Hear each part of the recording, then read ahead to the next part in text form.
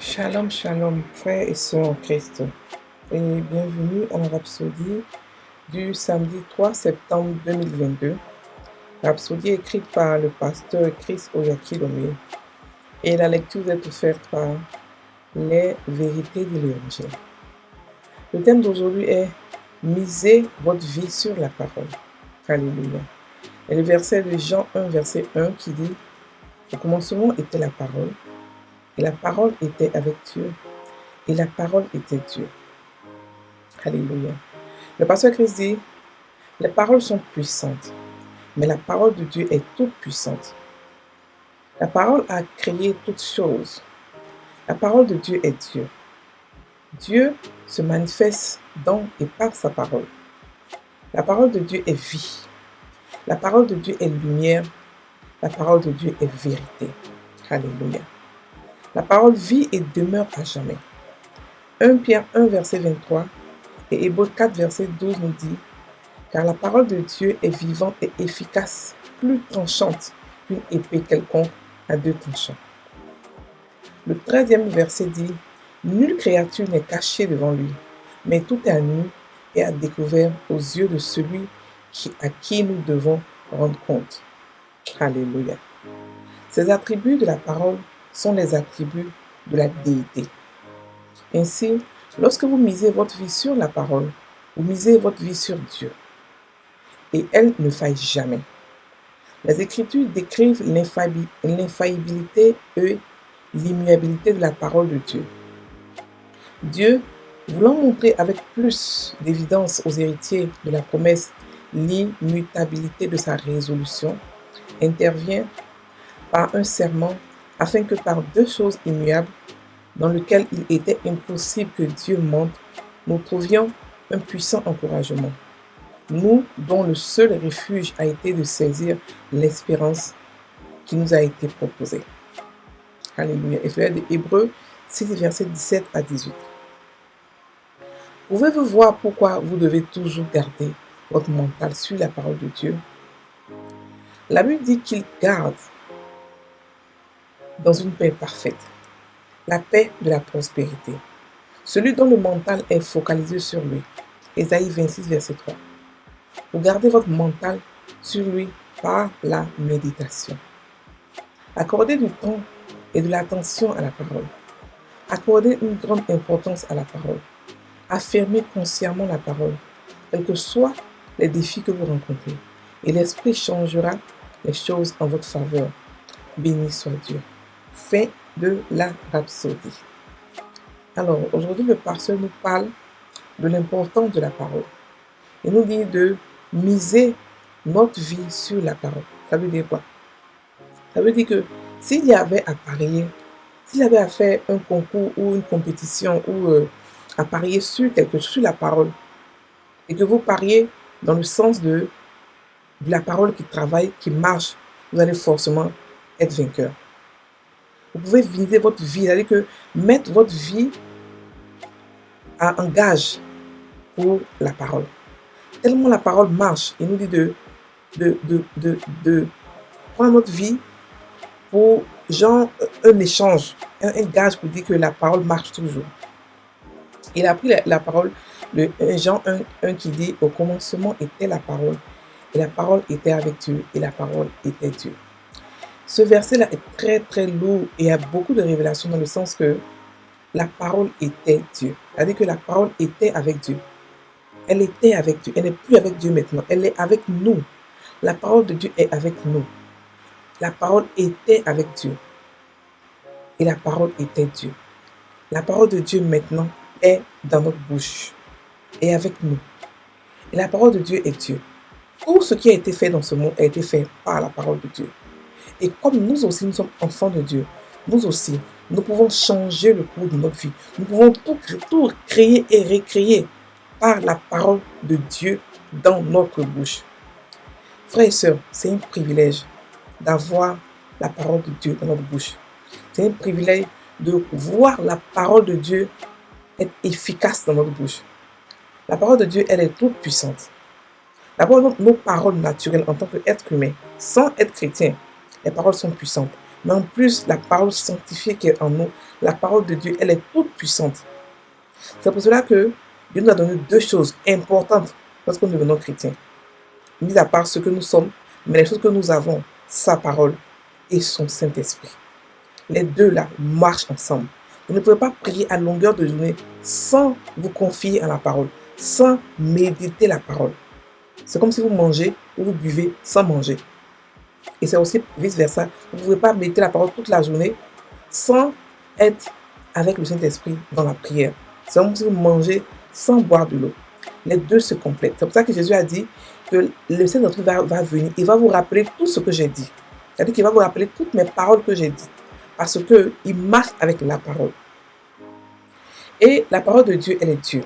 Ça veut dire que quand nous mettons la parole de Dieu dans notre bouche, nous mettons Dieu dans notre bouche. Nous mettons Dieu pour travailler pour nous. Sa puissance pour travailler pour nous. Alléluia. L'autre fois, lorsqu'on cette chaîne, on fait des prières de guérison. Mais les prières de guérison, ce qu'on veut expliquer aux gens, c'est que un chrétien peut se guérir lui-même. Comment? Par la parole. En se remplissant de la parole et en se remplissant du Saint-Esprit. Un remplissage crée la guérison. Donc, refusez d'être malade, refusez de pécher, ça devient un choix. La maladie devient un choix, le péché devient un choix, supporter les problèmes de la vie devient un choix. Parce que Dieu nous a rendu vainqueurs sur tout et nous régnons dans ce monde par le nom de Jésus. Alléluia.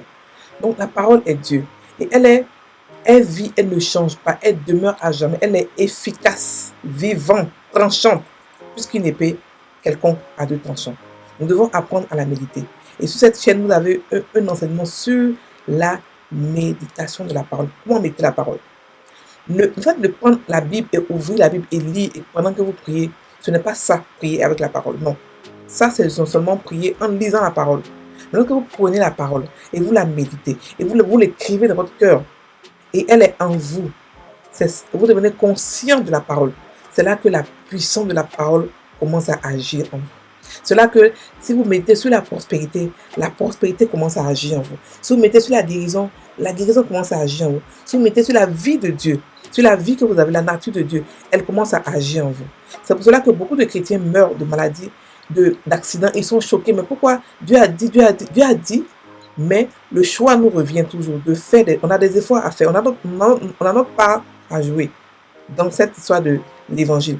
Notre part à jouer à nous, c'est de crier, de garder la parole dans notre cœur. Jésus a dit quoi? Si vous m'aimez, gardez mes paroles, gardez mes commandements, comme moi aussi, j'ai gardé les paroles de mon Père. Ça veut dire que Jésus lui-même a médité la parole de Dieu. Qui sommes-nous pour ne pas la méditer? Il a dû la méditer pour la garder dans son cœur. Donc nous aussi, nous devons la méditer pour la garder dans notre cœur. Sans la méditation de la parole, elle ne peut pas être gardée dans notre cœur. Sans la méditation, elle ne pourra pas se garder. Elle pourra être là, dit que vous allez recevoir la révélation de Dieu, de quelqu'un, par exemple, un pasteur a prêché, vous recevez la parole. Mais comme vous ne savez pas comment la garder dans votre cœur, automatiquement le diable vient et il prend la parole qui a été gardée. Parce que vous n'avez pas fait l'effort de pouvoir la garder. Vous avez été content, vous avez dit Amen, Amen, Amen. Mais vous n'êtes pas assis à la maison pour dire ok, je vais prendre la parole, je vais la méditer. Il faudrait que j'ai moi ma propre révélation. Au lieu de prendre la révélation de quelqu'un d'autre, il faut que Dieu me parle cette parole. Et lorsque vous la méditez, vous allez recevoir un réma. Le réma, ça veut dire que la parole cachée de Dieu, la parole qui est pour vous dans la circonstance bien précise de où vous êtes, où vous vous trouvez en ce moment. Alléluia. Donc, les attributs de la parole de Dieu sont les attributs de déité. Ça veut dire que la parole de Dieu, elle est divine. Elle est divine. Donc, nous pouvons miser là-dessus. Elle ne faillit jamais. Elle n'échoue jamais. Elle n'échoue jamais. Elle est comme la foi. Elle n'échoue jamais. La parole de Dieu crée la foi.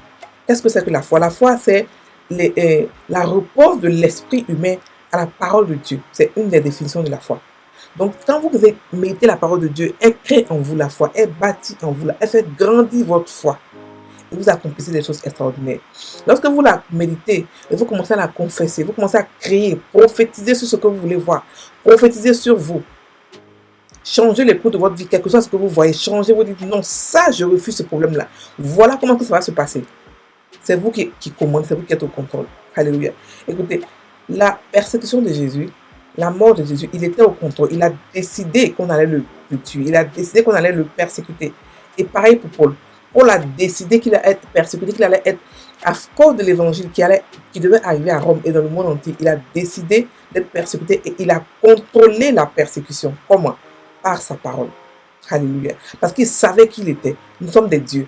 Lorsque nous parlons, nos paroles sont aussi puissantes que celles de Dieu. Parce que c'est Dieu, c'est la parole de Dieu qui est dans notre bouche. Alléluia. Donc, comment est-ce que nos paroles sont puissantes? Quand nous méditons la parole de Dieu, nous nous remplissons de Dieu. Et nous sortons des paroles, nous crions, nous prophétisons, nous nous bénissons. Alléluia. Donc, n'hésitez pas à crier ce que vous voulez voir dans votre vie. Parce que la parole de Dieu, elle est infaillible. Elle est infaillible et elle résout tous les problèmes. Il n'y a rien qui soit caché devant la parole de Dieu. Il n'y a aucun problème que la parole de Dieu ne puisse pas résoudre. Il n'y a rien, aucun problème. La Bible, elle est complète. Dieu sait et elle guérit non seulement les maladies physiques, mais aussi les maladies spirituelles, les maladies morales, oui. Elle guérit tout ça. Les maladies qui ont été ancrées depuis notre enfance, des douleurs, tout ça, la parole de Dieu guérit. C'est la seule. Tous les psychologues, c'est vrai, ils peuvent détecter la maladie, mais aucun d'eux ne peut guérir une maladie. Parce que les maladies qui viennent de l'âme sont profondes, sont très profondes. Et seule la parole de Dieu peut guérir, qui est comme une épée tranchante. C'est celle à ce moment qui peut guérir les blessures internes de l'être humain. Alléluia. Donc, il faudrait que nous accordons du temps à la parole. Prenez du temps pour la méditer tous les jours. La méditer tous les jours. Comme Dieu a dit, à Josué, médite la jour et nuit, afin que tu aies du succès dans toutes tes entreprises. Donc, cela est le secret du succès. Les chrétiens prient, ils cherchent les démons, ils accusent tout le monde, ils accusent les sorciers du succès, alors que Dieu a montré comment avoir du succès par la méditation de la parole de Dieu. Alléluia. Donc, frères et sœurs, accordez une grande importance à la parole. Accordez-lui du temps. Affirmez tant, déclarez ce que Dieu dit de vous. Méditez la parole. Alléluia. Et vous allez voir votre vie aller de gloire en gloire, de succès en succès. On va maintenant prendre la prière. Père béni, je te remercie par la puissance de ta parole dans ma vie. Ta parole est tout pour moi. Alors que je médite sur ta parole aujourd'hui, non seulement je reçois la direction, mais elle produit aussi la vie, la lumière, la santé, la richesse, la prospérité, le progrès, l'avancement et de grandes bénédictions et la gloire dans ma vie. Je vis triomphalement aujourd'hui parce que je vis par la foi en ta parole éternelle. Au nom de Jésus. Amen. Frères et sœurs en Christ, passez une très bonne journée. Soyez bénis.